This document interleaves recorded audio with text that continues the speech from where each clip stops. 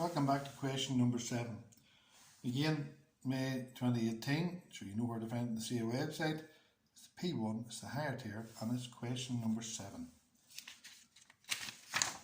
So question number 7 is more or less about Newton's second law. So we'll just do a little mind map on Newton's two laws that we use. So you've seen this before, but we'll do it again. Newton's laws.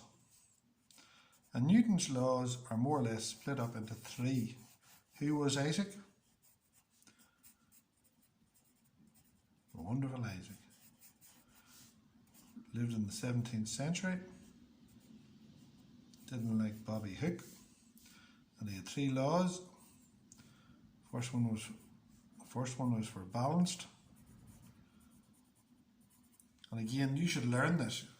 Like, if you don't know it, you know what you do now? You go to your textbook and you take it out and you look up Newton's first law, and I guarantee it's in it. And it'll say something similar to this. A body remains at rest or in a state of uniform motion unless acted upon by an external force.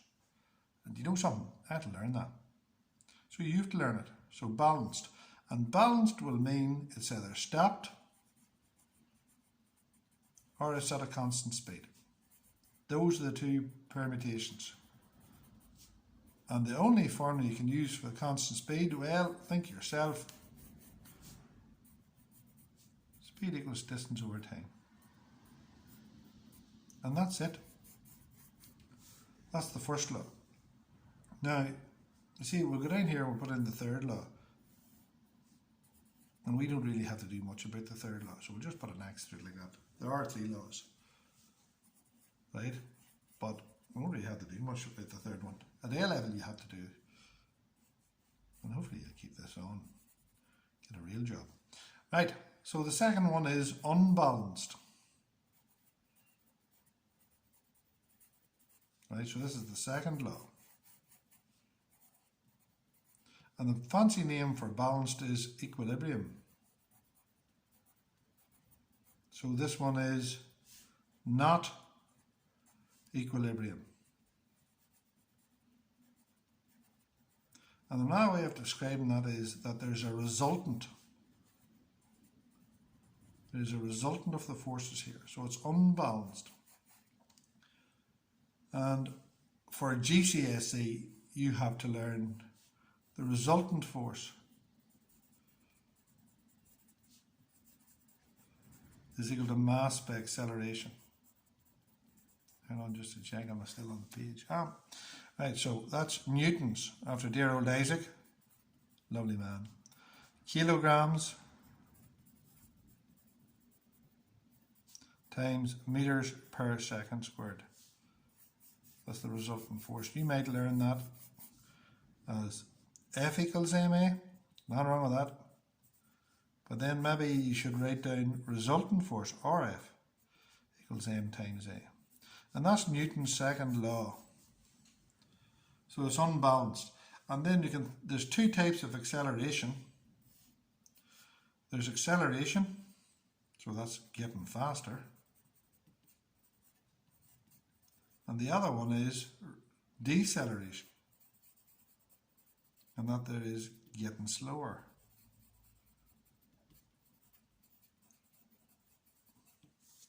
Sometimes that's called retardation. Sometimes. Right? But sometimes you see all these terms that you're using. I'm using the proper language of the discipline. Right? That's what I'm doing. So there's the first, I'm not going to do the third law, there's no point. And there's Newton's 2 laws that you're supposed to know. So the first law, do you know it? A body remains at rest or in a state of uniform motion unless acted upon by an external force. So it's stopped or at a constant speed, and that's Newton's first law. And if you don't know that, you go to the book and you look it up. The second one, the resultant force equals mass by acceleration. That wouldn't do you really for A level, but it would, but it wouldn't. Go to the book and look it up. Learn it. I have nothing to do. Yes, you have. You can sit down and you can learn that. So the resultant force of mass by acceleration, newtons, kilograms, meters per second. There's all these things. Maybe the resultant force is better. Grand. That mind map will get you through this question. Right, there's that mind map. Now, let's do the question.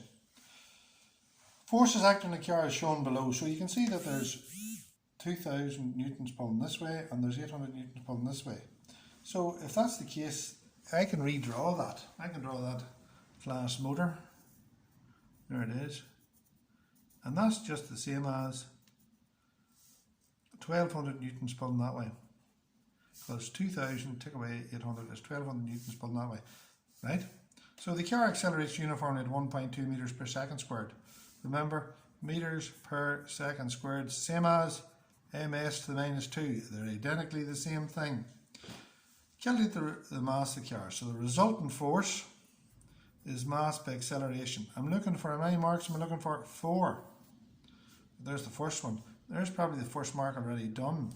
So resultant force is equal to 2000 newtons, take away 800 newtons, which is 1200 newtons. So 1200 newtons is equal to the mass times the acceleration, 1.2. So you're going to rearrange this. 1200 over 1.2 is equal to the mass. Calculator, I know the answer is 1000. Check it just in case. No, 1000. 1000 kilos. 1000 kilos is also known as a metric ton. How do you spell a metric ton? T-O-N-N-E. How do you spell an imperial ton? T-O-N. Are they the same? No. Are they similar? Yes, they're about 20 kilos out. So that's 1000 kilos is the mass. So that's 1000 kilos. Fair enough. Describe and explain what would happen to the size of acceleration if the frictional forces acting on the car decreases. Well, if this force, the frictional force, gets smaller, the resultant force gets bigger. So if the resultant force gets bigger, look, F equals ma. If that number stays the same and that number gets bigger, then that number gets bigger. Make that number 2. And that's 5. Then that's 10. If that's 12 and that's still 2, that's 6. You see that? Make it simple. The effect on acceleration. The acceleration will decrease. The acceleration will increase. Fool. Acceleration will increase. Explanation. The resultant force increases. The mass remains the same.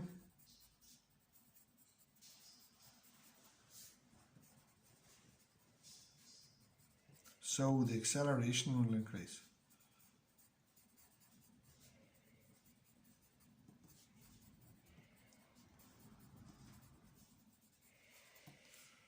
The brakes are applied and the car begins to slow down. In which direction will the resultant force now act? Well, if it's going to slow down, this force has to get bigger. So what way would you describe that? Well, force is a vector. And remember, forces have, so don't forget, dear old force is a vector. Is a vector. Right? And vectors have two things, magnitude and direction. So what way are you going to describe that direction? Well, you can say it's backwards or to the left. The resultant force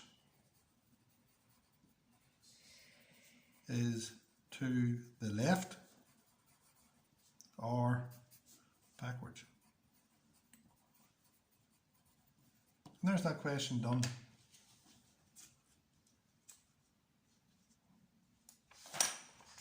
And there's the mind map for it.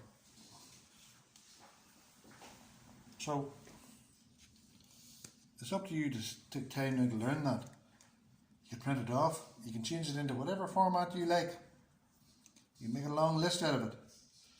You can make a coloured diagram of it. You do whatever you like, but you have to spend time to do that.